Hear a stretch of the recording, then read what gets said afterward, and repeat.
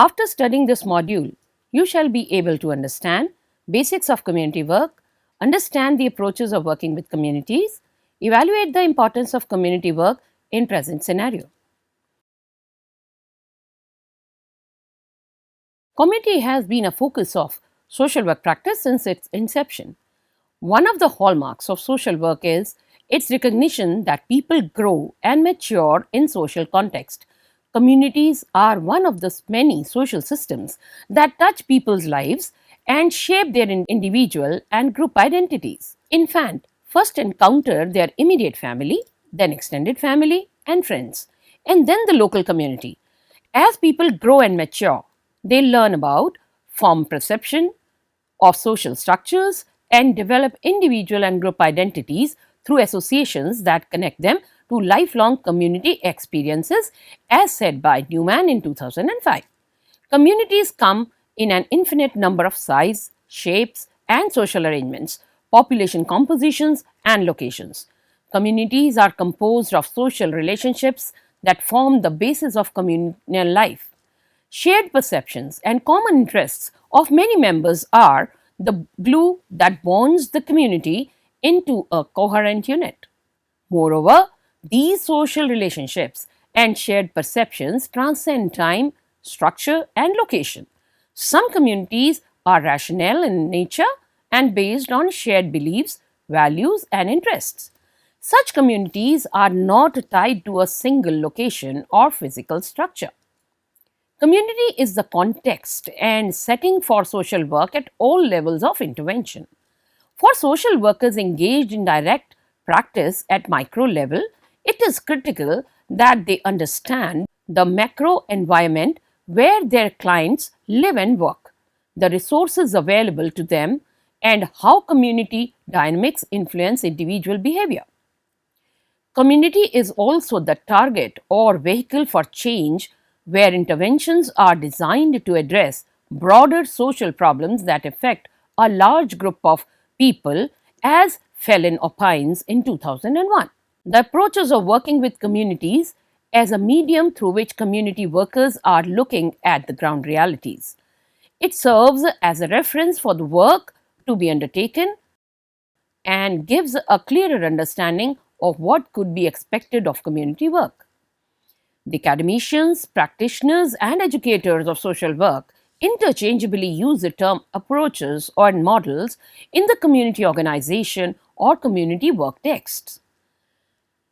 Looking at the approaches of community work, a number of authors, practitioners have proposed approaches and models for changing community systems.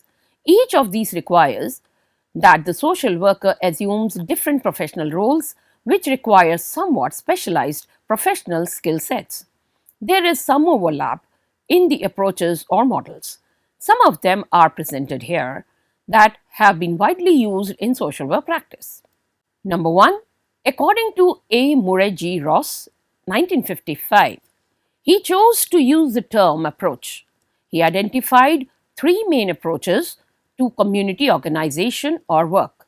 These are the journal content approach, the specific content approach, the process approach. The journal content approach. The focus of this approach is coordinated and orderly development of services in the community in a particular area of interest. Thus, the Welfare Council may seek to coordinate existing services, that is, relate present services and prevent overlapping, to extend present services and to initiate new services to meet welfare needs in the community. This approach incorporates mainly two sub-approaches: the strengthening of existing services and two, initiating new services. The primary goal of this approach is to create pressure for reform and development in a particular area of community life, such as a welfare field, and a secondary goal is development of an interested and informed group of citizens with conviction of the need for community movement in the welfare field. The second approach is the specific content approach. Here, an individual, an agency, or an organization becomes concerned about some needed reform in the community and launches a program to secure this reform. The focus of the group is a specific reform or objective. Usually, time is an important element, for the group seeks to secure this goal as quickly and simply as possible. The success of this process tends to be measured primarily in terms of degree to which the reform goal or objective is secured. Thus, this approach involves specific issue oriented organization of services. The third approach is the process approach. Here, the objective is not content, that is, facilities or services of some kind, but initiation and nourishment of a process in which all the people of the community are involved through their representatives in identifying and taking action in respect to their own problems. The emphasis is on the cooperative and collaborative work among the various groups in the community, be it functional or geographic, to the end that they may develop capacity to work together in dealing with problems which arise in their community. The four factors are more important in this approach. Number one, self-determination of community. Number two, indigenous plans. Number three, people's willingness to change. And number four, the community pace. Another author who has given the approaches is number two, Hanna and Robinson, 1994. They identified three basic models or approaches of community empowerment. These are traditional social change, direct action social change, transformative social change. First, traditional social change approach is based on the change flowing out of traditional electoral politics. The formal political party is central to this model. It is called traditional because the authors believe it signifies the status quo. That is, they believe interest group politics and political liberalism will yield little by way of benefits to marginalized social groups. While it is undeniable that increased participation of minorities and women in elected office is a positive step towards diminishing race and gender and caste discrimination, the critics have argued that electoral politics does not bring large number of people to a sense of their own power to effect change in their daily lives. The second approach is direct action social change approach, which is characterized by active resistance or protest in existing conditions. People may join together in temporary mass mobilizations during a broad based national crisis, such as happens in a civil rights or anti-war movements, or they may come together in a small scale movements that focus on the localized issues.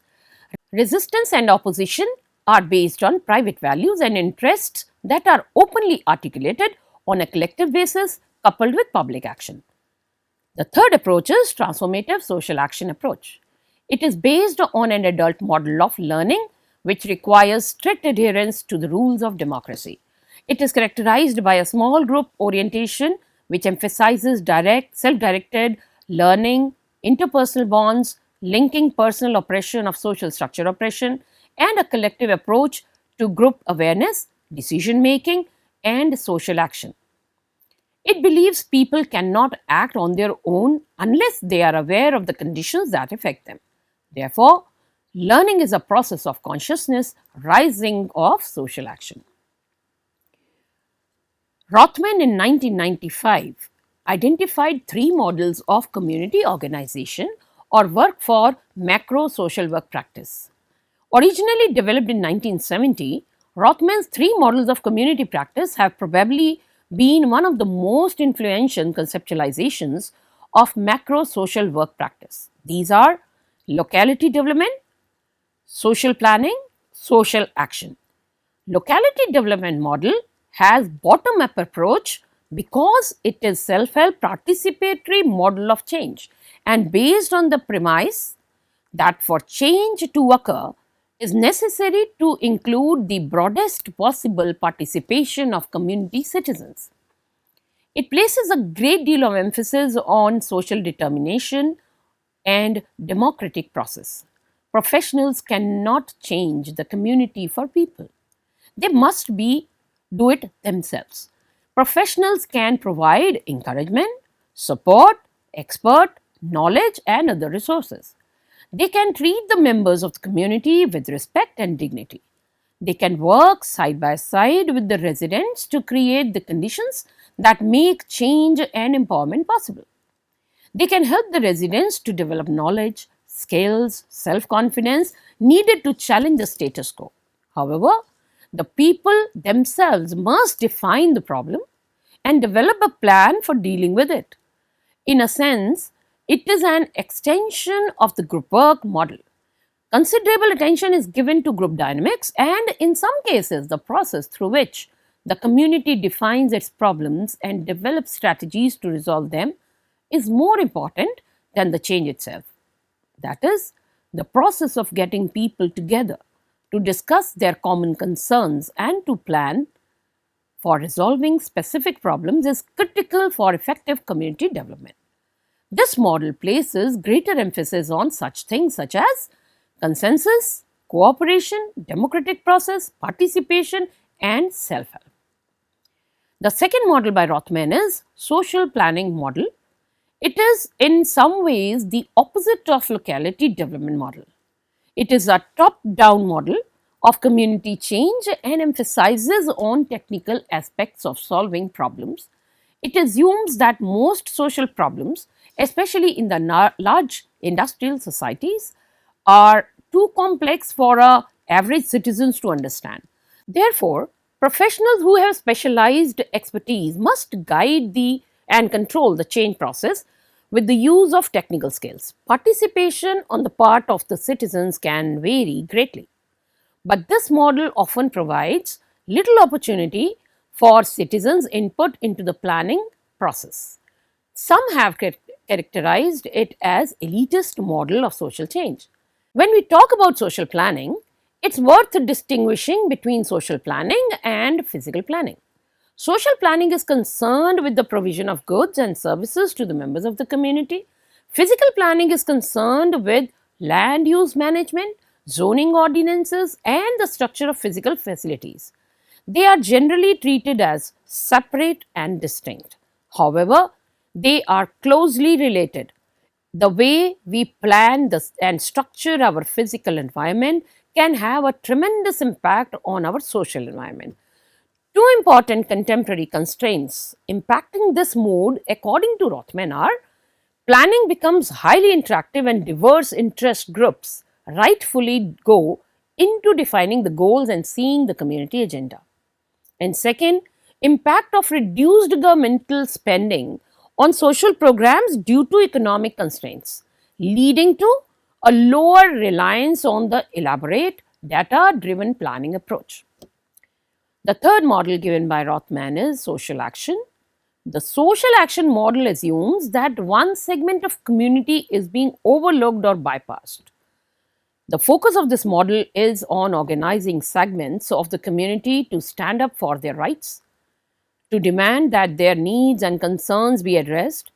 The emphasis is on bringing about basic change in major social institutions and community practices and decision making processes in the community.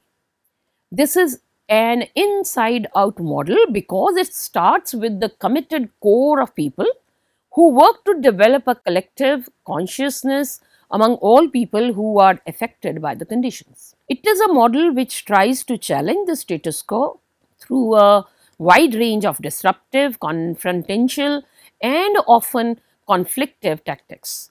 It brings issues of social justice, equity, oppression, and discrimination to the forefront of the community's consciousness. Checkaway 1995 identifies 6 distinct approaches of community change: mass mobilization, social action, citizen participation, public advocacy, popular education, social service development.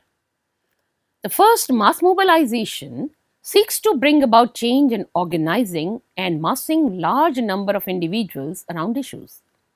It assumes that visible public action can generate power and compel concessions from targets.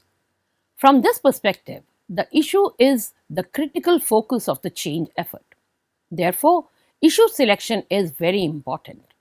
Issues must be selected that will appeal to the large number of people. This strategy is often used as a response to the existing conditions, but rather as an independent force for change. The second is social action. The goal of social action is to build powerful organization at the community level in order to bring improvements in people's lives, make people more aware of their own power, and alter the existing power relationships in the community. It is similar to the social action model given by Rothman and direct action model by Hannah Robinson. The third is citizen participation, which tries to involve citizens in the policy planning and program implementation undertaken by government agencies. This strategy takes seriously the statement government by people for the people. It assumes that government and the agencies of the government should involve them in matters that affect them.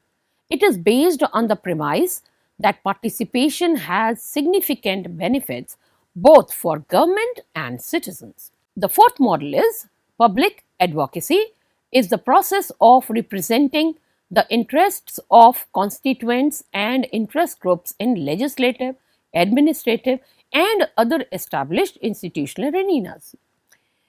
The foundation of this model is the belief that all groups within the community should have representation regardless of their wealth and power.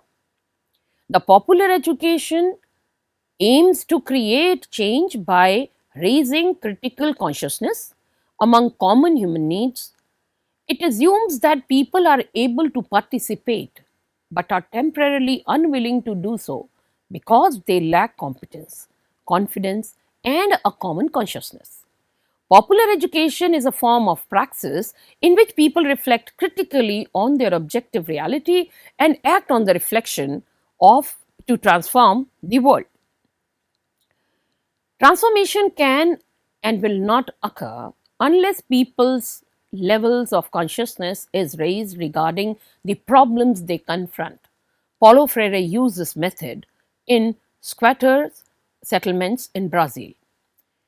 The sixth model, local service development, is a process by which people provide their own services at a community level. It assumes that problems in communities have local solutions and that residents can take local initiatives to help themselves. It is not a form of outside advocacy for local groups, public advocacy, nor a mandated participation in plans originating someplace else, citizen participation. H.Y. Siddiqui in 1997 suggested three models or approaches for community work. They are neighborhood development model, system change model, and structural change model. Neighborhood development model, the common assumption of this model is that people living in a community, that is neighborhood, have a basic and inherent capacity of meeting their needs, problems through their own initiative and resources. The emphasis is to encourage thinking on the part of people themselves, to adopt progressive attitudes rather than doing things for them or helping. The experience of community work in India has shown that a complete withdrawal of workers or the agency in neighborhood model is not possible, and it requires long-term involvement in the part of worker or agency. The specific steps involved in this model are identification, local and dramatization of the physical area, then entry into the community leading to identification of the needs of different sections in the community, then program planning, then resource planning, then developing an organizational network in the community, and last but not the least, partial withdrawal with the time frame. The second model is system change model. There exist various arrangements in society that cater to the basic needs of education, health, housing, employment, etc. These are the independent systems and comprised of subject systems. The ultimate aim of the existence of these systems is social production and social consumption. These systems may be dysfunctional because of various factors The system either may become dysfunctional because what it is producing is not relevant for people, or because many people do not have access to what is being produced. To tackle this, first the system and its subsystem need to be understood in order to arrive at a useful framework for understanding what one finds at the grassroots level. The specific tasks associated with this model are collecting relevant facts about the specific deficiencies in the system, sharing of the finding within the community or the communities, selecting the appropriate strategy to influence decision making bodies or to focus attention on the issue, mobilizing community and outside support to put the plan into action. Last but not the least, developing an organization in the community and linking it to similar organization in other communities and other agencies, which can help them in demanding change. The structural change model. This model visualizes the community as a small cell within the larger body of society and the relationship between different sections of the population. In the structural change model, the worker analyzes the link between the macro structuring of social relationships and the macro reality. The problem of unemployment in the community or lack of access to large sections of people to education or health facilities or credit other resources is the example. The worker tries to mobilize the community to participate in the radical alteration of the macro structure, which will impact the macro reality. The specific tasks involved in the model are to develop an understanding of the link between macro and micro social realities, to make a conscious decision about the alternative political ideology, to share this understanding with the community and to enable them to make their own decisions, to help the community identify plan of action to pursue its goals by locating specific issues and consequent social action to launch a long struggle, to help the community sustain its interest, enthusiasm, and capacity to meet the strain which is likely to arise out of an inevitable conflict with the existing power structures or the structure. Peter Drever, 1996, provided a typology for community empowerment strategies and identified the following alternative directions or approaches. These are community organizing, which where mobilizing people to fight common problems and to increase their voice and decisions that affect their lives and communities. Second is community based development, that is neighborhood based efforts to improve a locality's physical and financial condition, such as new construction of roads and other infrastructures, etc. Community based service and provision involves neighborhood level efforts to deliver social services, including childcare, vocational training, maternal and health care, etc. And it is called building human capital. Robert Fisher in 1994 identified three approaches to neighborhood organizing. They are social work approach, political activist approach, the neighborhood maintenance approach. The first social work approach says that society is a social organism and all efforts are oriented towards building a sense of community. The community organizer plays a role of enabler, an advocate, a planner, and a coordinator who helps the community to identify a problem in the neighborhood, attempts to procure the requisite resources by gathering the existing social services and by lobbying with those in power to meet the needs of neighborhood like social settlement movement in US. The political activist approach. This approach used militant confrontation and heavy pressure on the power institutions of the society. Power sharing is a major goal for this approach. This method is based on advocacy, conflict, and negotiation and is used by mass based organizations such as those initiated by Saul Alinsky, who is also considered to be the founder of this approach. The third approach is the neighborhood maintenance approach. This approach arose out of both the previous approaches, The method used here is peer group pressure, which is a civic association, neighborhood association.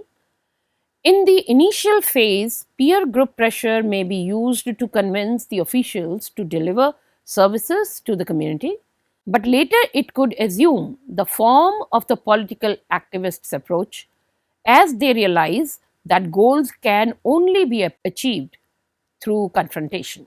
Sololinsky in 1945 presented two distinct approaches or traditions to neighborhood organizing.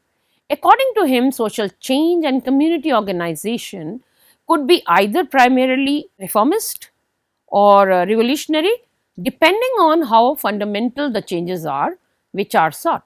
Social action mobilization tradition. This is based on the assumption that pressure will make those in power comply with the demands that are made and contacting people and encouraging them to become socially and politically active. Social mobilization efforts are also labeled as campaigns, as they utilize collective power to create change. Second, social production tradition. In this tradition, the strategic goal is to acquire services, material goods, and resources for the people in need and helping those in need with the problems they face. In order to achieve the core goal of acquiring goods, services for the target groups, or to attempt redistribution of resources, benefits, supporters of this tradition are more likely to work with those in power. People are encouraged to learn to participate in the political system and to manage relationships with agencies that provide services. The social production initiative are usually labeled as projects, as they are primarily endeavors to create services that benefit those in need. A number of writers and practitioners of community organization or work have forwarded a number of approaches or models and strategies for community work, varying between the more conservative and traditional models based on consensus and the more radical and transformative approaches or models and strategies. These provide us with alternative options of engaging the community system for collective action.